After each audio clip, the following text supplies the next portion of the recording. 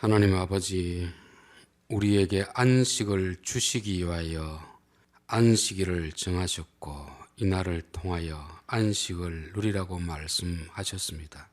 그러나 우리 앞에 안식을 누리지 못할 여러 가지 상황이 있어서 염려와 걱정할 때가 많이 있습니다. 하나님을 믿지 않는 자들은 그런 문제로 염려하고 걱정하지만 하나님을 믿는 자들은 그러한 모든 걱정거리들 하나님 앞에 맡길 수 있는 저희들 되게 도와 주시옵소서. 원수의 목전에서 상을 베풀어 주시는 그 하나님의 은혜 가운데 우리의 몸도 안식을 누리고 마음도 평안을 누릴 수 있는 시간이 되게 도와 주옵소서. 성령님께서 우리 각자에게 필요한 말씀으로 채워 주시기를 원합니다. 전하는 자는 온유한 마음으로 주의 말씀을 전하게 하시고 듣는 자들은 겸손한 마음으로 하나님의 말씀을 경청할 수 있는 시간이 되게 도와 주옵소서. 예수님의 이름으로 기도합나이다. 아멘. 한국에는 이제 문맹 요리 거의 많이 없어졌습니다. 대부분의 사람들이 한글을 다 알고 있는 상태이니까 대화가 통하겠거니 그렇게 생각하는데 오히려 젊은 사람과 나이 든 사람 대화가 안 되는 경우가 있습니다. 또 직업이 다르면 대화가 안 됩니다. 왜냐하면 그들이 사용하는 용어를 이해하지 못하기 때문에 그렇죠. 특별히 나이 드신 분들은 요즘 컴퓨터, IT 업계 그런 사람들이 이야기하는 것을 옆에서 들어도 저 사람들이 지금 무슨 이야기를 하고 있는지 도무지 못 알아들었습니다. 그들이 사용하는 용어를 우리가 이해하지 못하는 그런 용어를 사용하기 때문에 소통이 되지 않는 것입니다. 이것은 교인들하고 불신자들하고도 똑같습니다. 우리는 성경에 나오는 용어를 많이 사용하기 때문에 익숙한 것처럼 생각하는데 불신자들은 저 사람들이 지금 무슨 이야기를 할까? 믿음이 뭐고 성령 충만이 뭐고 은혜가 뭔지 우리는 흔히 사용하는 용어이지만 그들에게는 생소한 단어이기 때문에 예수 믿는 사람들이 교회 이야기하면 싫어하는 것입니다. 더 큰 문제는 이제 교회 안에서 일어나는 것입니다. 교회 안에서. 성경이 말하는 용어를 우리는 많이 들어서 모르는 건 아닌데 안다고 생각하는데 성경이 의미하는 용어로 알지 못하는 것입니다. 이단들이 왜 무서운가 하면 다 그런 건 아니지만 특별히 우리나라에서 세력 큰 이단 교주들은 정규 학교를 다니지 않은 사람입니다. 겨우 한글 정도만 깨우친 사람인데 산에 가서 돌을 닦다가 자기만 진리를 깨달았다고 하는데 전혀 성경을 제대로 이해하지 못하는 그런 사람들이 많이 있습니다. 이 성경도 히브리어로 헬라어로 기록된 성경이기 때문에 한글로 번역된 것이 제대로 된 것이 있지만 한글로서는 그 의미를 다 표현할 수 없는 그런 것들이 많이 있습니다. 그러면 영어 성경을 본다든지 다른 번역본을 보면 그래도 조금 더 가까이 이해할 수 있는데 그냥 옛날 번역 성경만 보고 그것이 진리인 양 그대로 자기 나름대로 이해하고 진리를 가르친다고 하다 보니까 그들이 큰 오해에 빠지는 것입니다. 저는 교회 안에서도 청년들 특별히 찬양 집회할 때 사용하는 용어를 보면 저들이 과연 저 말이 무슨 뜻인지 알고 쓸까 궁금할 때가 있습니다. 이 밤에도 성령의 기름 부으심이 있기를 바랍니다. 그런데 성경이 말하는 기름 부으심이 뭔지 알고 사용할까 한번 물어보고 싶은 생각이 있어요.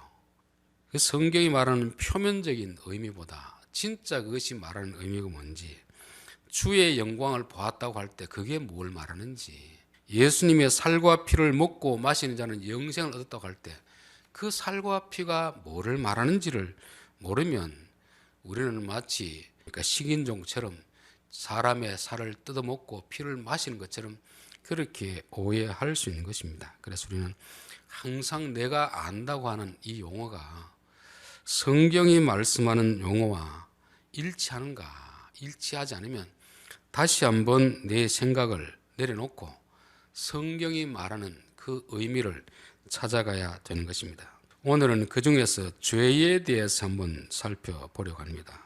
죄라고 하면은 기독교에서는 없어서는 안 될 문제입니다. 죄가 없으면 구원이 필요 없는 것이고 예수님도 필요 없기 때문에 그렇습니다. 그래서 죄가 무엇인가? 세상 사람들이 말하는 죄는 주로 도덕적인 죄를 말합니다. 세상 법적인 죄를 말합니다. 그러나 성경은 그런 것도 포함되지만 그보다 더 본질적으로 내면적인 마음의 죄, 무엇보다 하나님과의 관계 속에서 하는 죄를 말씀하고 있습니다. 오늘 우리가 읽은 본문이 그 내용입니다. 그가 와서 성령님이 우리에게 오셔서 죄에 대하여, 의에 대하여, 심판에 대하여 세상을 책망하시리라. 요 책망한다는 단어는 단순히 야단치는 게 아니고 너희들 그거 잘못 알고 있으니까 잘못된 것을 들추어내 가지고 바로 가르쳐 준다는 의미가 있습니다. 즉 우리가 의다, 죄다, 심판이라고 사용하고 있을 때 너희들 그것이 무슨 의미인 줄 알고 사용하느냐, 그거는 잘못 이해하고 있다는 것을 말씀하시면서 죄에 대하여라면 그들이 나를 믿지 아니하며, 즉 예수님을 믿지 않는 것을 성경은 죄라고 하는 것입니다. 여기에서 모든 도덕적이고 윤리적인 죄가 나오는 것입니다. 그런데 우리는 이것은 알지 못하고 이것은 죄로 여기지 않습니다.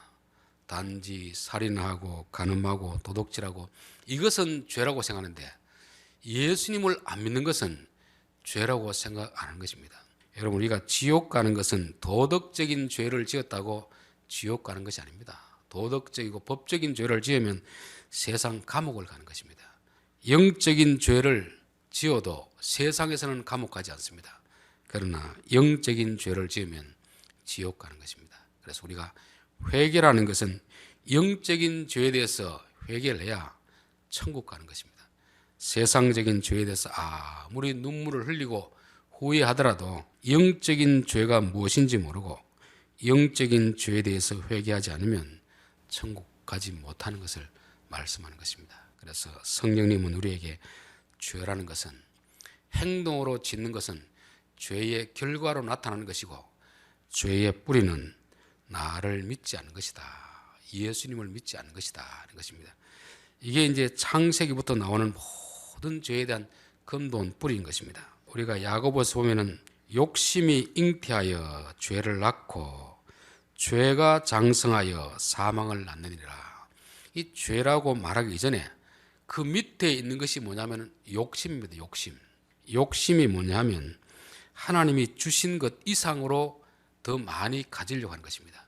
근데 이 자체가 잘못된 건 아닙니다. 그런데 더 많이 가지면 하나님도 필요 없는 상태, 그것이 나를 행복하게 해줄 것이다, 그것이 나를 구원해 줄 것이다, 그렇게 생각하면 이미 그것은 죄의 뿌리가 우리 속에 잠재되어 있다 하는 것입니다. 요즘은 이제 돈에 대한 욕심이 우리 속에 다 있지 않습니까? 필요한 만큼 벌면 되는데 사람은 필요한 만큼으로 만족하지 못하고 더 많은 돈을 가지면 어리석은 부자처럼 내 인생이 행복해지겠지.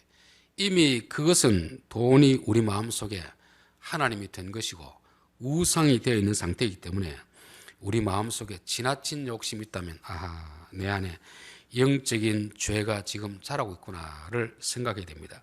그래서 하나님은 이스라엘 백성을 애굽에서 건져내시고 제일 먼저 훈련하는 것이 하늘에서 만나를 내려주는 것이었습니다. 만나를 내려주시면서 매일매일 주시는데 하루 양식만 거두지 이틀 양식을 거두면 안 된다 말했습니다.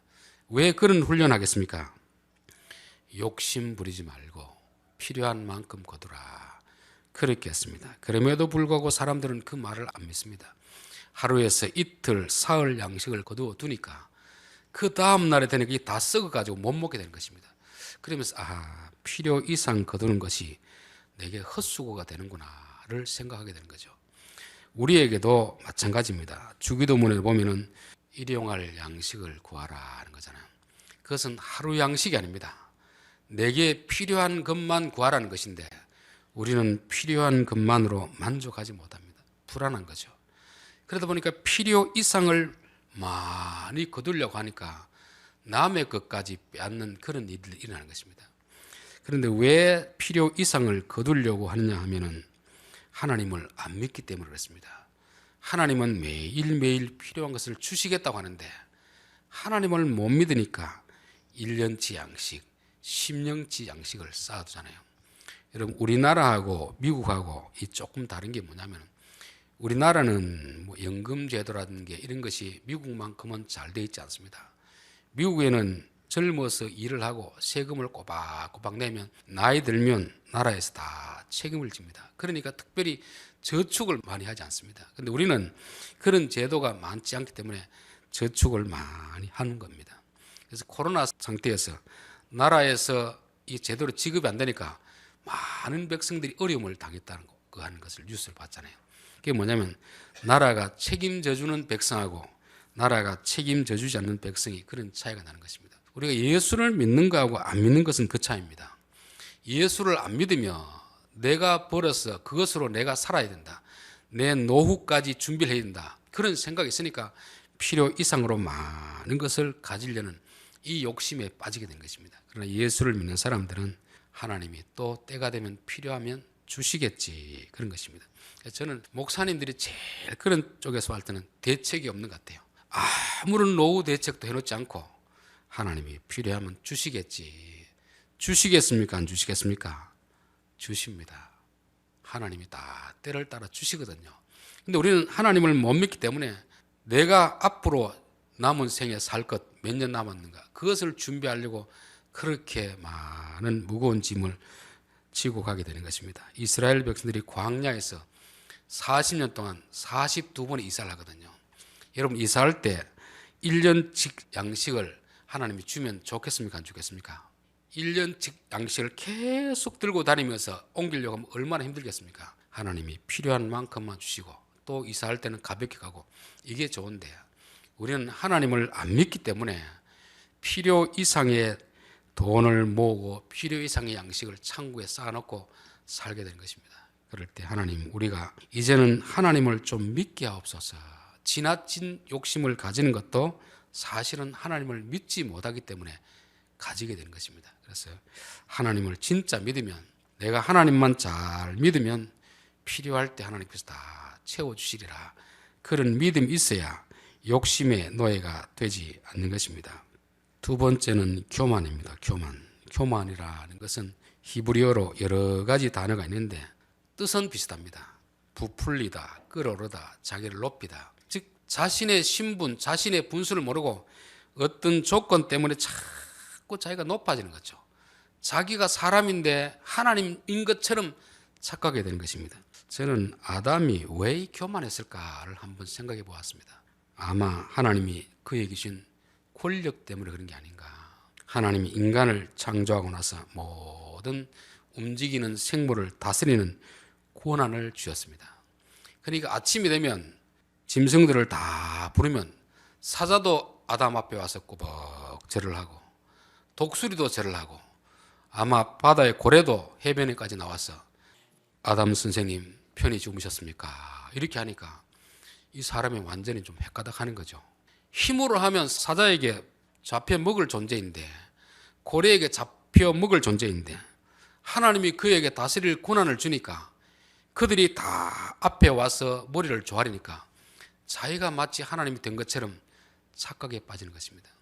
우리에게도 필요 이상의 권력, 돈, 명예 이런 것이 있으면 사람들은 착각에 빠지게 되는 것입니다. 저는 정치인들이 제일 그런 위험한 자리가 아닌가, 그런 생각이 들어요. 한 인간으로 있을 때는 사람들이 그 앞에 와서 절을 하지 않는데 이 사람이 시장이 되고 도지사가 되고 대통령이 되면 사람들이 다 그 앞에 와서 고개를 조아리는 것입니다. 그러면 자기가 마치 신이 된 것처럼 그런 착각에 빠지잖아요. 또 재벌들이 되어서 돈이 많으면 사람들이 다 그 앞에 와서 곱신곱신거립니다. 그러면 자기가 마치 뭔가 된 것처럼 교만한 자리에 빠지는 것입니다. 군대에 있는 것도 마찬가지 아닙니까? 군대의 계급이 높으면 높을수록 밑에 있는 사병들, 장교들이 다 그 앞에 고개를 조아리니까 마치 자기가 뭔가 된 것처럼 착각에 빠지는데 그 자리에서 내려오는 순간 아무도 그의 말을 듣지 않습니다. 재벌이 돈을 잃어버리는 순간 아무도 그 앞에 고개를 조아리지 않습니다. 정치인들도 마찬가지 아닙니까? 그 자리에서 내려오는 순간 그는 원래 사람으로 돌아가는 것입니다.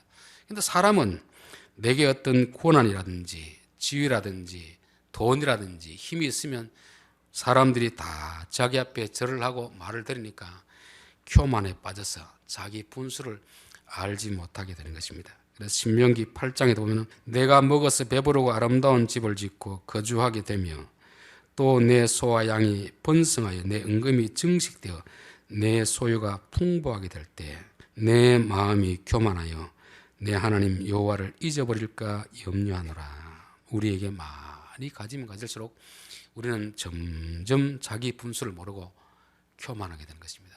그래서 경제가 어려울수록 종교인들은 많이 있습니다. 잘 살게 될수록 사람들은 하나님을 잊어버리게 되는 것이죠. 그래서 지금도 필리핀이라든지 우간다 같은 경우에는 그 쌀 한 모금 줘도 교회에서 행사한다고 하면 사람들이 다 오는 것입니다. 요즘 교회 행사하는데 그거 준다고 올 사람이 누가 있겠습니까?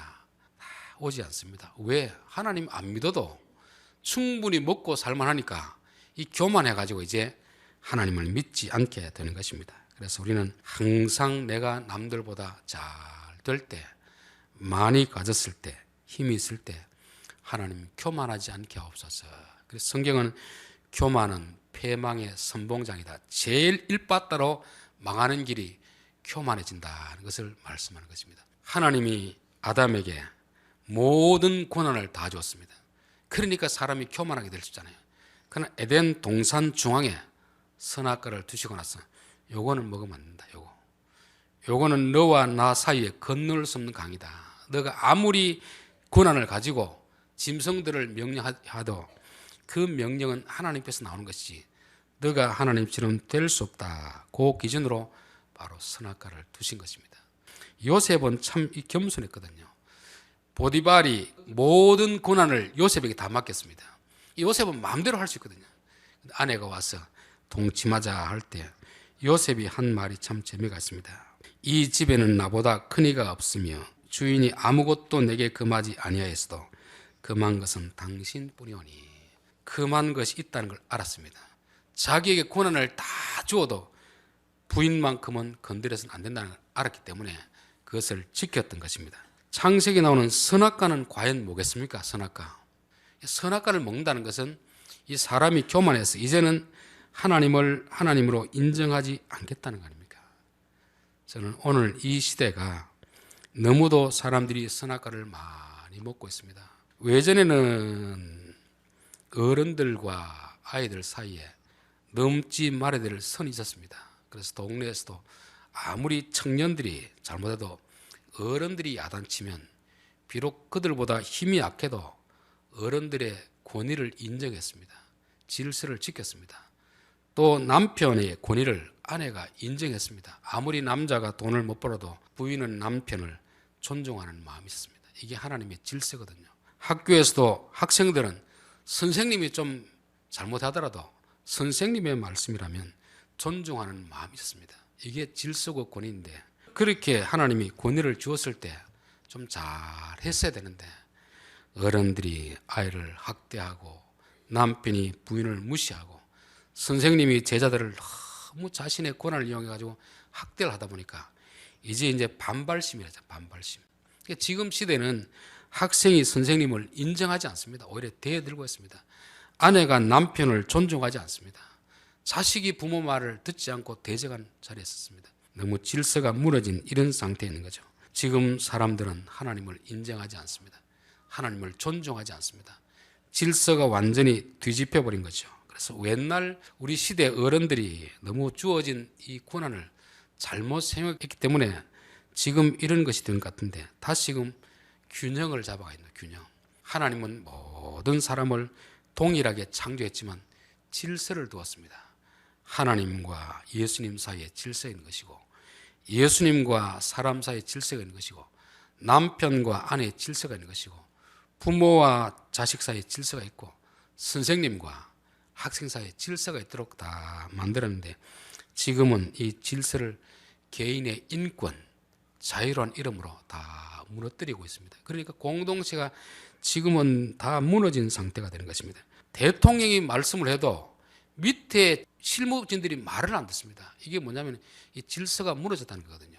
부모가 이야기를 해도 자식이 안 듣고, 남편이 이야기를 해도 아내가 안 듣고, 선생님 이야기해도 학생들이 안 듣는 이런 시대가 바로 지금 질서가 무너진 그런 시대인 것입니다. 결국 넘어서는 안 될 경계선이 있는데 이 경계선을 넘으면 이미 이제 관계는 파괴되어 버린 것입니다. 그래서 우리는 항상 친한 사람일수록, 나에게 잘해주는 사람일수록 이 경계를 넘지 않도록 조심해야 됩니다.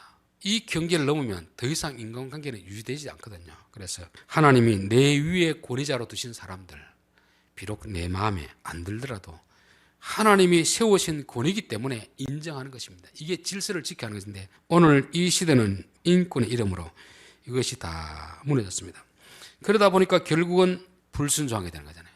선악과를 따먹는 행동은 이미 마음속에서 자신이 교만해져 있어 내가 하나님인데 내가 굳이 하나님 말씀을 들을 필요가 있나, 이런 마음이 가득 차면 결국은 행동으로 나오게 되는 것입니다. 그래서 성경에서 행동으로 나오는 최초의 죄가 바로 불순종입니다. 불순종은 상대방을 존중하는 마음이 없고, 저 사람이 나나 다를 바가 뭐가 있는데, 그런 마음이 있기 때문에 불순종이 나오고 선악과를 따먹게 되는 것입니다. 사울도 왕이 되기 전에는 대단히 겸손한 사람이었지만 왕이 되고 나니까 사람들이 다 그 앞에서 머리를 조아리니까 자기가 하나님이 된 것처럼 착각에 빠졌습니다. 그래서 하나님이 2번씩이나 기회를 줌에도 불구하고 더 이상 하나님 말씀을 듣지 않았습니다.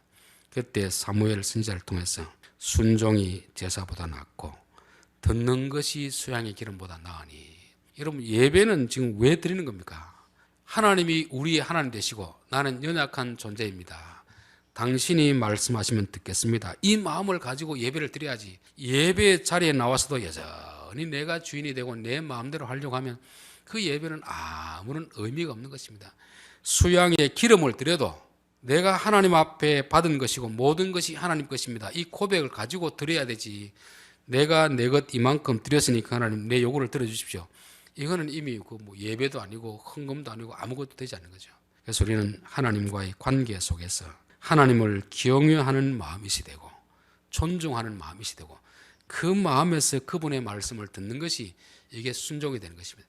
그 마음이 없으면 들어도 순종은 되지 않습니다.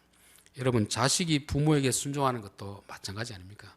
부모님이 비록 나이 많고 늙고 힘이 없어도 하나님이 이분을 나의 부모님으로 세우셨다, 그 존중하는 마음이 있고 거기에서 들어야 순종이 되는 것이지, 그런 마음이 없고 단지 부모님이 재산이 좀 있기 때문에 부모님의 재산을 물려받기 위해서는 순종하는 척, 그건 순종이 아닙니다. 아내가 남편에게 순종하는 것도 마찬가지 아닙니까?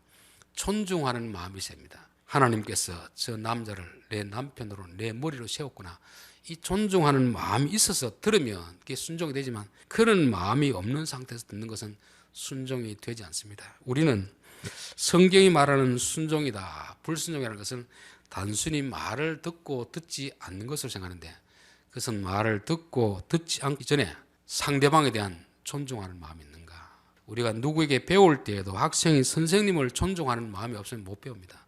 아무리 잘 가르쳐도 배울 수 없는 것입니다. 그 사람이 나나 똑같은데 이렇게 하는데 어떻게 배우겠습니까? 우리가 내 위에 세운 권위자를 존경하지 않는데 어떻게 그 사람의 말을 듣겠습니까? 그 사람을 존중하는 마음이 있어야 우리가 듣게 되는 것입니다. 자, 우리는 이 성경이 말하는 죄와 우리가 생각하는 죄에 대해서 다르다는 걸 알아야 되고, 성경이 말하는 죄를 죄로 인정할 때 우리에게 구원의 역사가 나타나는 것입니다. 병도 마찬가지 아닙니까? 내가 생각하는 내 몸의 병과 의사가 진단하는 병은 다른 경우가 있습니다. 어떤 사람은 나는 괜찮은데 의사가 이거 암이다 하면은 받아들여야 됩니까? 안 받아들여야 됩니까? 물론 의사도 오진할 수 있습니다. 그러나 여러 곳에 다니면서 정밀 진단하고 이거는 암입니다 하면은 내 기분으로 느낌으로는 암이 아니라고 하더라도 암인 걸 인정하고 치료를 시작해야 되는 것입니다. 우리 육신의 암도 그러하듯이 영적인 죄도 마찬가지입니다. 세상 사람들이 그거는 죄가 아닙니다. 내가 생각할 땐 죄가 아닙니다. 생각되더라도 하나님이 그것은 죄라고 하면 죄로 여겨야 우리가 하나님 앞에 고침을 받을 수가 있는 것입니다. 요한 1서 1장 8절에 만일 우리가 죄가 없다고 말하면 스스로 속이고 또 진리가 우리 속에 있지 아니할 것이요 만일 우리가 범죄하지 아니하였다 하면 하나님을 거짓말하는 자로 만드는 것이니 또한 그의 말씀이 우리 속에 있지 아니하리라. 그래서 우리는 욕심이 죄입니다. 교만이 죄입니다. 이런 이야기를 할 때 그게 무슨 죄냐?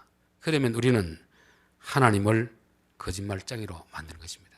하나님이 그것은 죄라 하면은 남들은 그건 죄가 아니라고 할지라도 세상 사람들은 죄가 아니라고 할지라도 이게 죄구나 그렇게 알고 하나님 앞에 와서 회개를 하면 하나님은 다 용서해 주신다는 것입니다. 우리 몸에 병이 있어도 의사가 병이라고 하는데도 내 생각으로 병이 아니라고 하면 그 사람은 병을 고칠 수가 없습니다. 영적인 죄도 마찬가지입니다.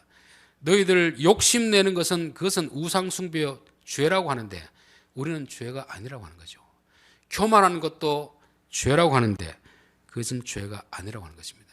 하나님의 권위를 무너뜨리는 것, 질서를 파괴하는 것, 울타리를 넘는 것도 죄라고 하는데 우리는 죄가 아니라고 하면 우리는 그 죄에서 고침을 받을 수 없는 것입니다. 그래서 예수님도 병든 자라에게야 의사가 필요하고 죄인에게야 내가 필요하다. 스스로 건강하다고 하면 아무리 명예가 있어도 그 사람을 고칠 수 없고 자기가 어렵다고 생각하면 예수님의 구원을 받을 수가 없게 되는 것입니다. 그래서 저는 우리가 죄에 대한 인식을 좀 바로 할 필요가 있겠다. 우리가 생각하는 죄가 아니고 하나님이 말씀하는 죄가 죄라는 것입니다. 여러분 불순종이 지옥 갈 만큼 큰 죄라는 걸 여러분 생각해 보신 적 있습니까? 선악과를 먹은 것 때문에 아담이 에덴으로 쫓겨났잖아요. 그런데 우리는 그 정도 뭐 할 수 있는 거 아닌가? 그것은 우리의 생각입니다. 하나님이 우리에게 주신 내 권위자에게 불순종하는 그런 죄는 태초에 아담이 지었던 그 죄고 우리가 지을 수 있는 죄인 것입니다. 그래서 우리에게 선악과는 하나님이 말씀하신 것이 선악과입니다. 자녀들아 부모에게 순종하라. 그 순종하지 않는 것이 결국은 부모에게 불효하는 게 아니고 하나님이 하신 말씀을 무시하는 것이 되잖아요. 부모들아 자녀를 노엽게 하지 마라. 부모가 있는 힘과 권위를 가지고 자식을 마음대로 비인격적으로 대하는 것도 선악과를 먹는 것입니다. 남편들아 아내를 사랑하라 하는데 사랑하지 않는 것도 선악과를 먹는 것입니다.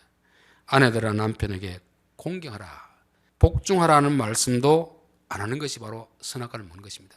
우리는 매일매일 이렇게 선악과를 먹는 죄를 보면서도 우리는 전혀 영적으로 둔감해서 회개를 하지 않는 것입니다. 왜냐하면 죄에 대한 이해가 다르기 때문인 것입니다. 이제부터는 하나님이 죄라고 하면 하나님 저도 죄라고 여기겠습니다.